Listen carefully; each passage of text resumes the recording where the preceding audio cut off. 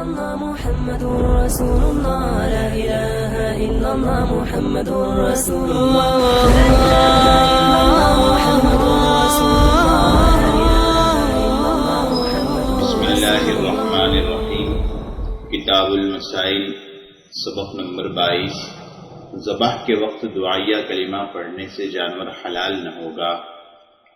اگر ذبح کرتے وقت دعائیہ جملہ کہا، مثلا اللہم اغفر لی پڑھ کر ذبح کیا، تو جانور حلال نہ ہوگا، کیونکہ یہ خالص ذکر نہیں بلکہ اس میں سوال کی ملاوٹ ہے، جبکہ ذبح کے صحیح ہونے کے لیے خالص ذکر کا ہونا ضروری ہے۔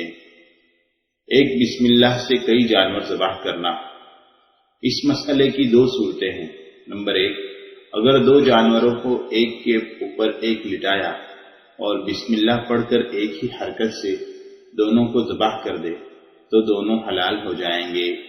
نمبر 2، الگ الگ جگہوں پر جانوروں کو لٹایا یا پے در پہ لٹایا جا رہا ہے تو ایک بسم اللہ سب کے لیے کافی نہ ہوگی بلکہ ہر جانور کے لیے الگ الگ بسم اللہ پڑھنی ضروری ہوگی۔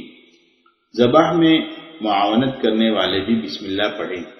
جو شخص جانور کو ذبح کرانے میں چھری چلانے والے کا مددگار ہو، مثلا چھری میں ہاتھ لگا رہا ہو، تو اس پر بھی بسم اللہ پڑھنا واجب ہوگا۔ قربانی کرتے وقت بسم اللہ پڑھنا بھول جائیں۔ اگر مسلمان شخص ذبح کرتے وقت بسم اللہ پڑھنا بھول جائے تو اس کا ذبح کیا ہوا جانور حلال ہے، لیکن اگر جان بوجھ کر بسم اللہ پڑھنا چھوڑ دیا تو ذبح کیا ہوا جانور حلال نہ ہوگا۔ ذبح کے وقت قربانی کی نیت ضروری نہیں۔ جو جانور قربانی کی نیت سے خریدا گیا ہو یا متعین کر دیا گیا ہو تو ذبح کے وقت خاص طور پر قربانی کی نیت ضروری نہیں، بلکہ بہرحال وہ قربانی کی طرف سے معتبر ہو جائے گا، کیونکہ خریداری کے وقت کی نیت کافی ہے۔